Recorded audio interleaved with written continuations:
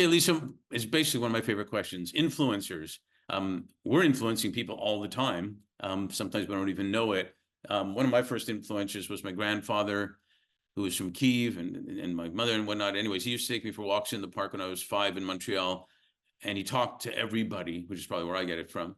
And he, one day I just asked him, I said, Zeta, that's what I call him, how do you know all these people?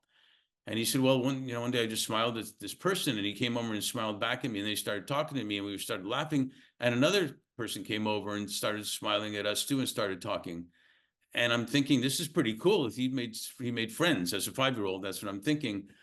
But as you go and you think about it, and he told me how the relationships he then developed afterwards, when I got older, he started talking more about it, that was pretty cool. It doesn't take much to have a positive influence on people. And so I know you've probably had many, like most of us. Can you share 2 or 3 that have been influential in your life?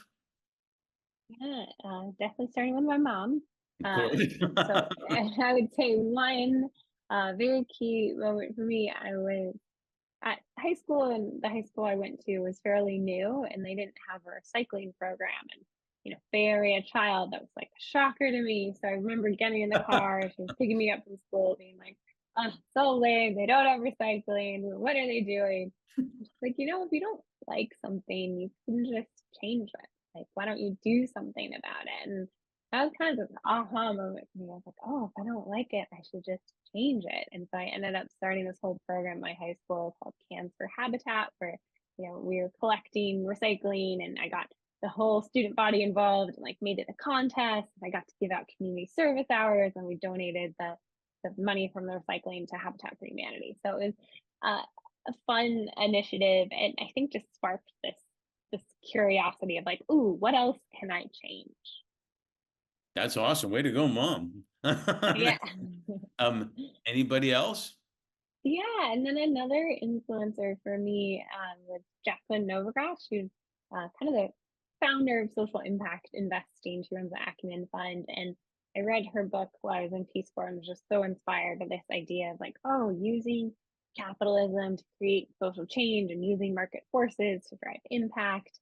And I emailed her and was just like, I'm sitting here in my little Peace Corps village reading your book, and it's so inspiring. And she responded, and we ended up having this little email conversation. And I was just so kind of amazed that she took the time to respond, and had really thoughtful replies to a nobody Peace Corps volunteer. But it just kind of taught me that. And then the last one I will say is one of my mentors, a woman named Wendy Davidson. She's the CEO of Hain Celestial, and she is just one of the most incredible women I know, and is constantly finding ways to support and elevate people around her. And I've benefited so much from her mentorship, and she's sort of taken me under her wing, and it made all these connections for me. She just and whenever I talk to her and I'm like, thanks for taking the time to meet with little me, you're a Fortune 500 CEO. And